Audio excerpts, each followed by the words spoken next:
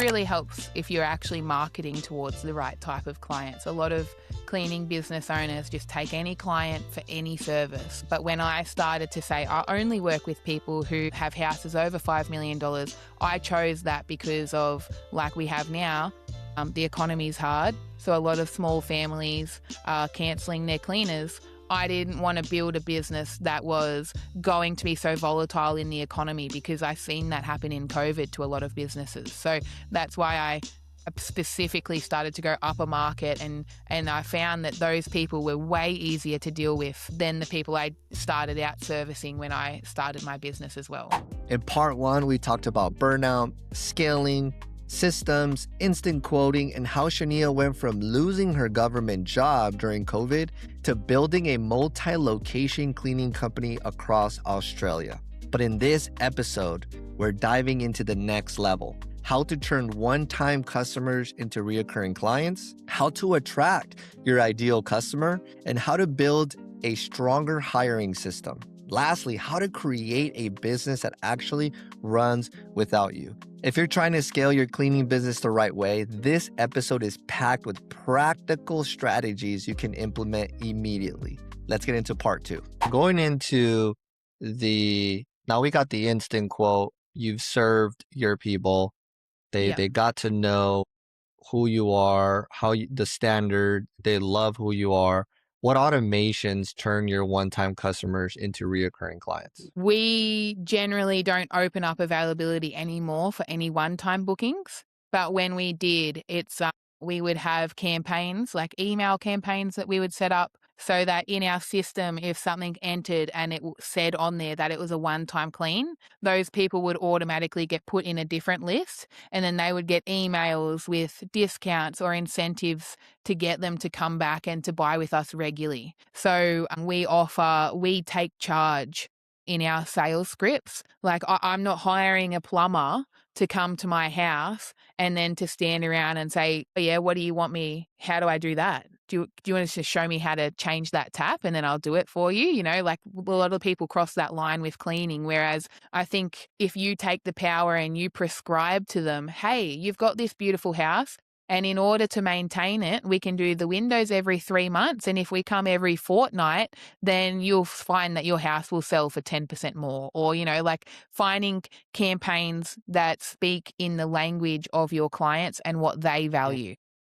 So generally, like if we work with a builder's clean, for example, we tell our builders, we will do your builder's cleans as long as you give a free voucher from us and give it to your client when they move into the house. And I'm only paying wages on that voucher. It's $200 plus voucher to the client, and the builder wants to pass it on because it looks like they did a good thing for their client.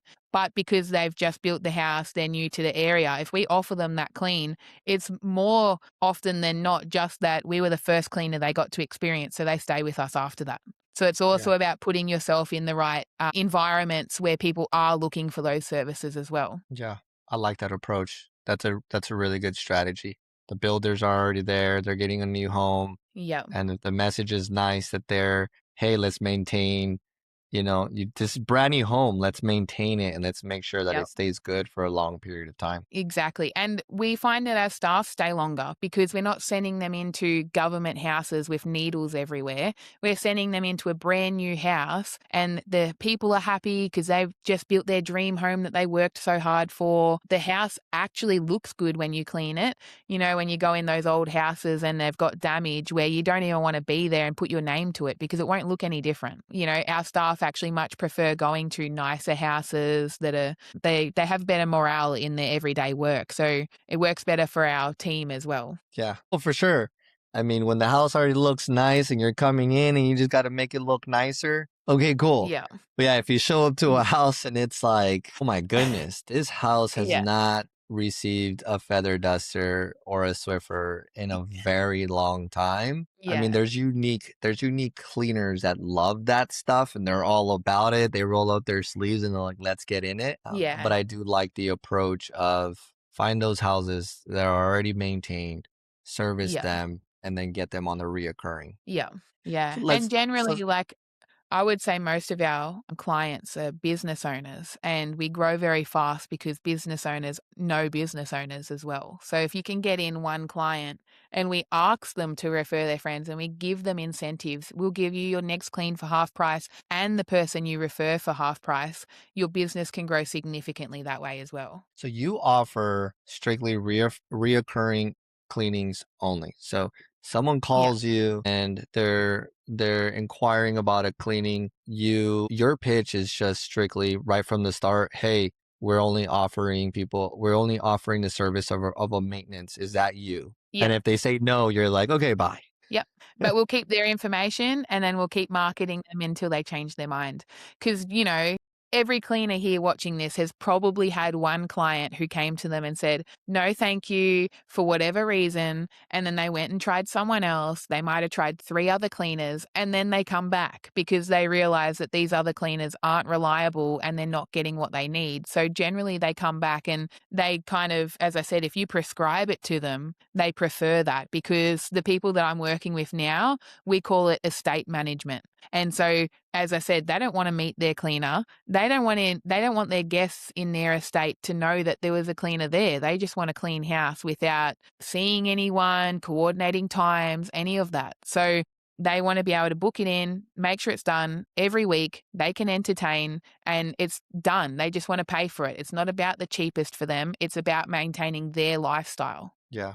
What about the approach for a customer that does want reoccurring services, but they're not like the customers that you're currently dealing with? Those customers that can pay for it right away and like Yeah. they don't want to see the cleaner. They just, hey, just get this in and get it done.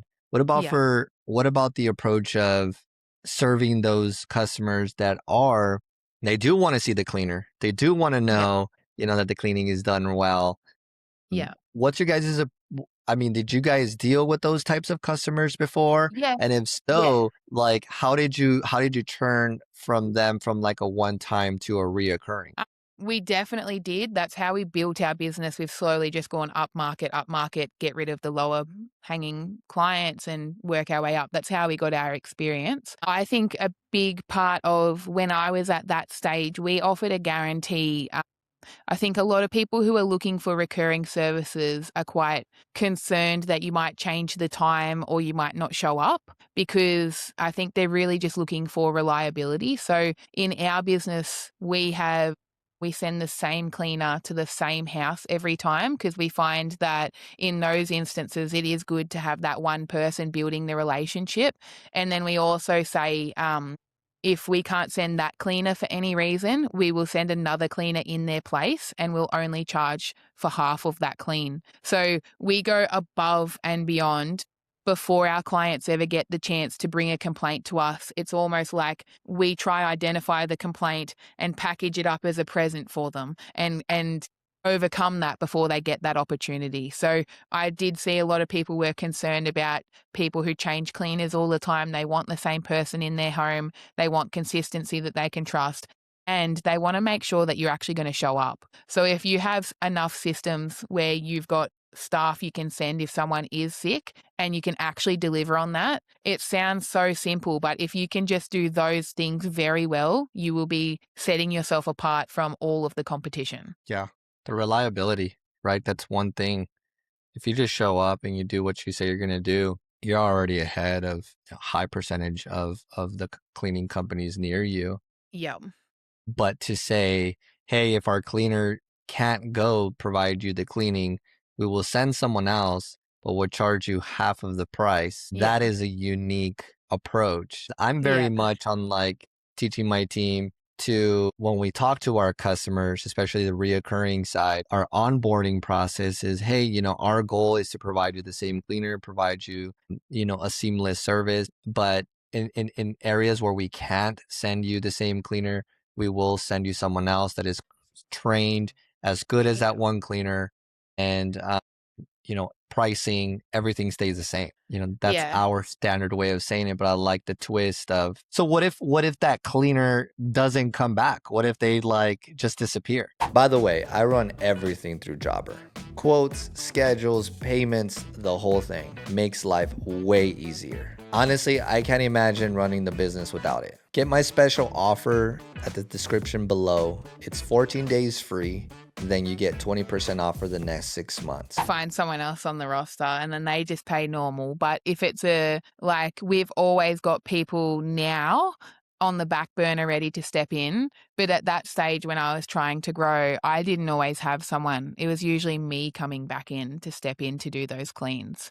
So that's why I said I try and identify where people can complain and then I just over deliver on ways that they can't. So, well, I'm not going to put up with a complaint from someone because there was a different cleaner when they got their clean half price. It makes me sleep better at night as well as a business owner rather than waiting for them to complain because they cleaned a different way. It kind of we clean on a franchise model, so we all clean the exact same way every single time. But chances are they might pick up on something different than what their last cleaner did. So that's how we compensate them for it, but still acknowledge to them we will send someone because in the early days it wasn't always the case that I could send someone. And that was really hard because when I had a young baby, it was hard for me to differentiate. Should I let this client down or should I focus on my mental health and be at home? So it's a bit hard to figure out, I guess, at that point. But if you can send someone in their place, you'll find a big uptake in people who want to be on your books. Yeah.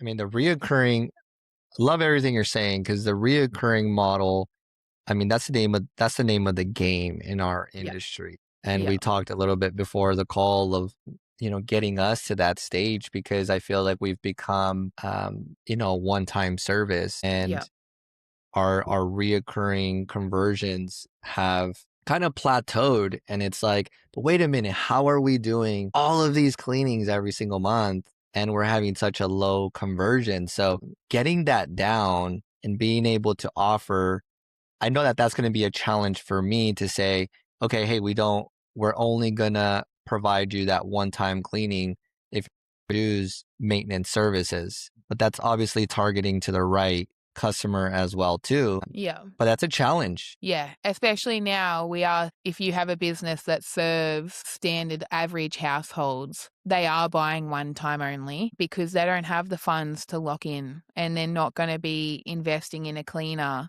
when little Jimmy needs school shoes for the new term. So one way I navigate that was by changing who I service to service people who do want recurring because when I go up a market, and I know some people watching this won't be at that, they do really see it differently. It's not a negotiable for them. They're not buying it because they want a clean house. They're buying it because they're performing at a high level and cleaning is beneath them. And so they hire us because it's just like electricity in their house. It's a staple for them to perform well, to continue earning at the rate that they do.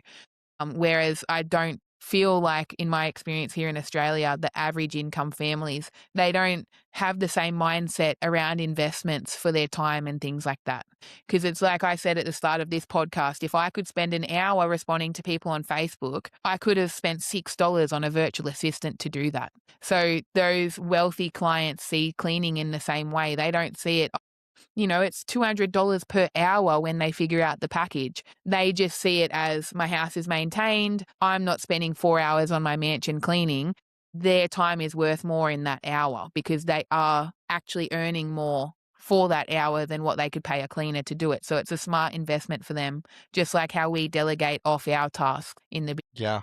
Where do you think you find your high paying clients for your reoccurring services?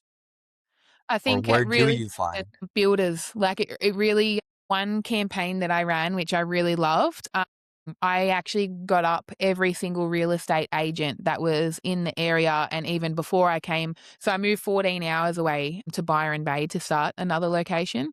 And I would go on real estate before I came up here to Byron and I would see beautiful houses that were for sale. And then I would call the agent and ask them if I could clean the house for free so that I could use the pictures and stuff from the house. And then when I was in a house, like the houses I wanted, that helped me to attract more of the same customer. And then I got a really good relationship with the real estate because they were like, are you sure you want to, you wanna do this for free? Like, it's a big house." And I said, "Yeah, of course I do." And then because I did that, now they call us for all of their new sales cleans, and that's how we meet a lot of these people because 'cause they're generally buying property and, like, staging houses and stuff. I try and think of where they go, like golf clubs, go and hang out in the golf clubs, if you can, like, where the yacht club, where do people with money hang out? So I try and find where my customers are, and then I try and weasel my way in there so that they have no choice but to listen to me. Yeah. I might have to sign up for a golf membership Yeah, in my area, and that can be my excuse. I'm gonna go yeah, meet some high paying customers through golf and yeah, enjoy it. networking. Yeah, 'Cause it is networking. I'm all with you with networking. That's how I built my business, and, you just don't know who you will meet until you show up and you shake that hand, and you're just like, yep, that one person could introduce you to a handful of people, you know? yeah, definitely. So now that you have we have the understanding of those important processes and systems, let's talk about how do you maintain the standards as you're Yep, growing the team, right? You started off with 80 some cleaners in your first year, and you've had to fire 18, and then from there you've had to rebuild and put some systems in place. What about yep. when it comes to standards as you're growing? So, I think my experience in recruitment really helped me in this aspect because I always wanted to bring people into my business. I wanted to build people up who could make decisions for me. Because if I build them in a way that they can make decisions for me,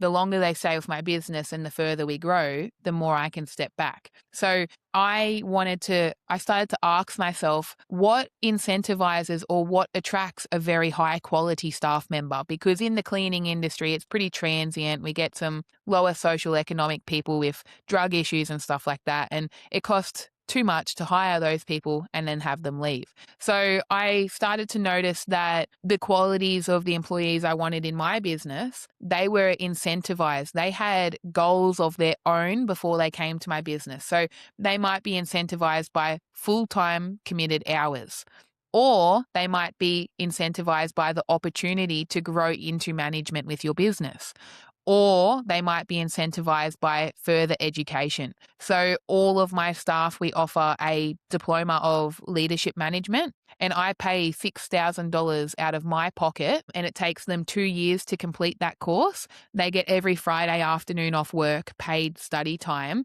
But because I'm offering them, I could have offered them a certificate 3 in cleaning, but like I say to my staff, I don't want you to just be a cleaner forever. I don't want you to end up after working for me for 2 years, no better off when you're searching for your next job. So I want to give them the skills. And Richard Branson from Virgin Airlines says this best. He says that you should train your staff well enough that they can leave at any time, but treat them well enough that they don't want to. So Mm, I found that by offering this diploma, because it takes them 2 years to complete it, I can invest more in their education and training up front because I know they're going to stay with my business for longer. And then by the end of that 2 years, they either have the skills in leadership and development and they have the expectation set that they're stepping into a supervisory and training role now, or they have a diploma where they can go and find another job in management in any industry and have my blessing in doing so. I'm not trying to keep people working for me. I know that they will move on to bigger and better things, but I want to make the time that they're with me something valuable to them because then I have their buy-in and then they want to come to work and they want to perform. So I think for yeah. me, it came down to thinking about who I want representing my business. And, people who are taking further study and trying to improve themselves, they generally come with other qualities like being dependable, being presentable, and they represent my business in a good light that way. So we maintain our quality by being very intentional by who we bring into the business in the first place and what we can incentivize them with as well. That's amazing. I mean, you're giving them a lot of value up front, which seems like that's a normal thing for you and all the other aspects of your business. You just Yeah.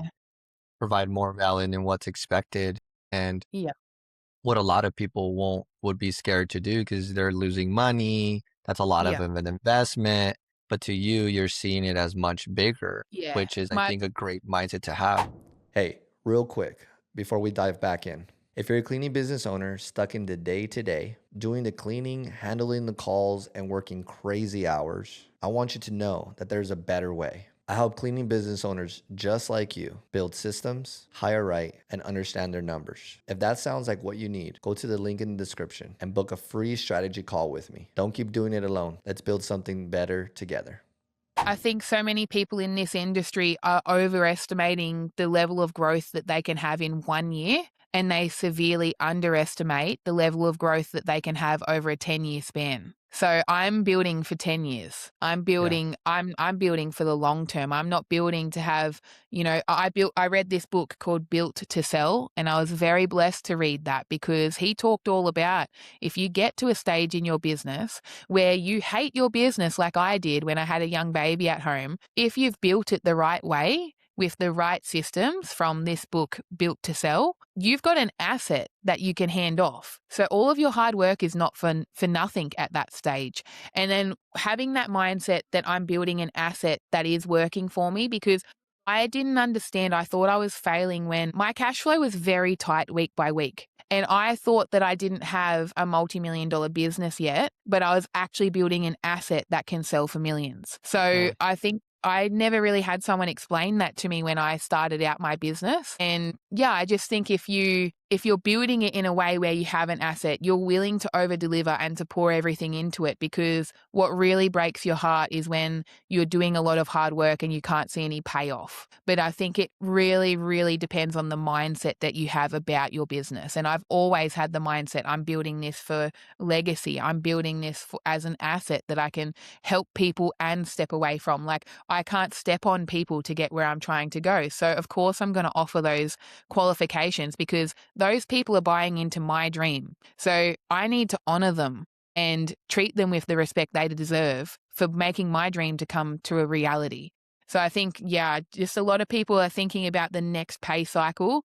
But if you can change your mindset to try and think about the overall picture of what you're creating and what it really means to you, it really helps on the days where it just feels like you're pushing uphill for nothing. Yeah.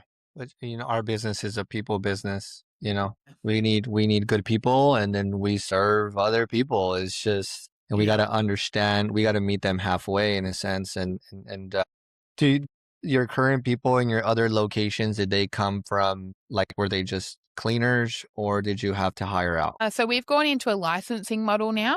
So our 19 locations are all licensed. So that's like a franchise, except for they're not paying me dividends. So I'm helping them to have their own business under my own systems and stuff like that.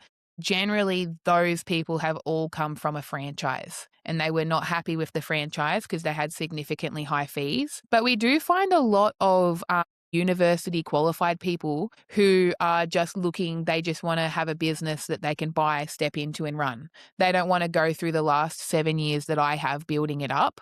They just want to know this is how to get clients, here's your systems, here's what you need, here's how to hire, now go and make your own money. So that's what we do in our other businesses. I heard a saying once and it said that the smartest people, sorry, not the smartest, the people who make the most money in a gold rush are the people who sell the shovels. So that's Mhm. kind of where what I've evolved into now because I've got a skill set that I can help these business owners with. Yeah. That's amazing. That's smart. You are definitely Yes. one smart gal. Thank you. Yeah, So I why, love why it. do I you love it. I absolutely love everything about business. Like I probably didn't say in this, but I own multiple other businesses, and I just the journey of building something and then getting the results pay off after so long, it really pours back into me. I absolutely love having a cleaning business, and I've used it as I guess we have a thing called TAFE in Australia, like university or college in America. And I've used my cleaning business as TAFE, as an entrepreneur. Everything I've learned, like sales, systems, conversion tactics, all of that came from starting my cleaning business and just learning through taking the next step. Yeah. You got that entrepreneur spirit and what makes you successful, I would say, is that you have a determination to be successful and implement the right systems and processes, but you're not thinking of the micro, you're in the macro sense when you make your decisions. And Yeah. it's how can I offer the most value now that Yeah. would then it would reap later. So let's go into some rapid fire round. I'm gonna ask you a couple questions and you can answer in one word or one sentence. Cool? Okay. Yep. One automation every company needs. Instant quoting. I knew it. Biggest scaling mistake. Uh, Offering more services instead of niching down. Hmm.